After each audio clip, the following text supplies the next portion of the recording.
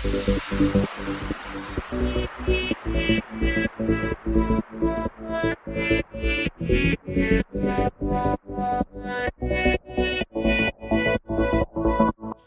मी आज बाजारामध्ये गेले होते, तर पालक भाजी एकदम अशी कवळी मला दिसली, तर मी पालक भाजी एक जुडी घेऊन आलेली आहे आणि एकदम कवळी लुसलुशीमध्ये फ्रेश भाजी आहे. तर मी आज पालक डाळ बनवणार आहे. तर एक जुडी साफ करून घेतली मी पालक भाजी हे, आणि अर्धी वाटी तुरीची डाळ घेतलेली आहे, हिरव्या मिरच्या तिखट घेतलेल्या आहेत, कोथिंबीर घेतलेली आहे, टमाटे घेतलेले आहे, लसूण घेतलेला आहे. तर आता मी डाळ आणि टमाटे हे शिजवण्यासाठी ठेवणार आहे. कुकरमध्ये 2 शिट्ट्या करून घेणार आहे. आणि आता पालक भाजी स्वच्छ 2 पाण्यामध्ये धुवून मी ह्याला बारीक चिरणार आहे. आणि आता हे लसूण, कोथिंबीर, मिरची ह्याचं वाटण बनवून घेते. तर वाटण बनवून घेते त्यासाठी बघा, मिरची, कोथिंबीर, लसूण हे सर्व स्वच्छ धुवून घेतलेलं आहे मी. आणि अर्धा चमचा जिरा, 1 तांबे. डाळ पण मी स्वच्छ धुवून घेतले 2 पाण्यामध्ये. आता डाळ घालायची, बारीक चिरलेला टमाटर. आता याच्या 2 शिट्ट्या काढून घेते.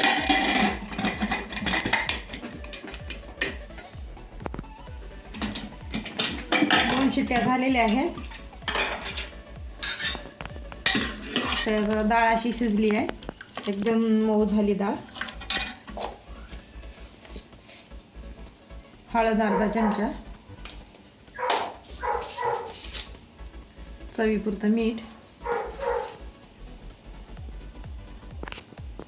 तर इथं तेल गरम होण्यासाठी ठेवलेलं आहे मी. फोडणीला लसूण,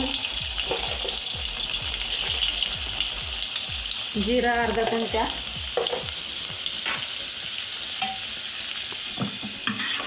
तोपर्यंत मी ह्याला फेटून घेते.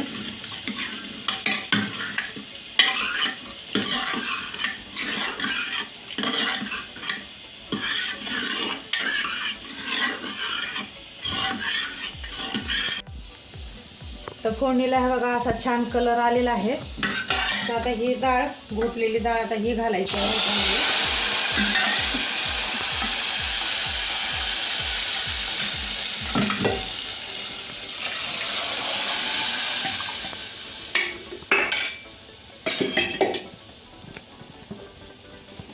आता जे वाटण बनवलेलं आहे ना, आता हे पण टाकते.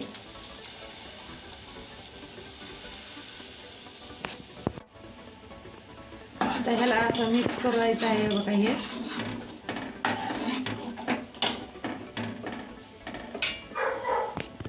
आणि थोडं पाणी.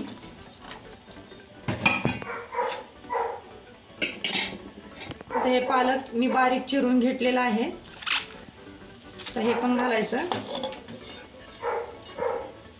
आता शिजण्यासाठी काय जास्त टाइम लागणार आहे, एक 5 मिनिटांमध्ये शिजेल.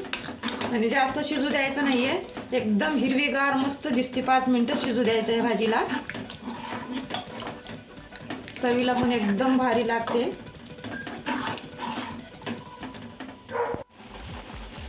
तर त्याच्या उकळी आलेली आहे डाळीला. तर 5 मिनिटं झालेत. तर बघू शकता डाळ शिजून तयार आहे. तर मी आता गॅस बंद करते. तर बघू शकता मी आता ताटामध्ये वाढून घेते. आणि इथं भात घेतलेला आहे.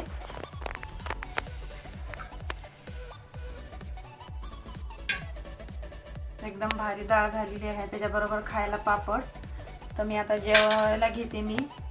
तर हे बघा एकदम भारी झालेली आहे.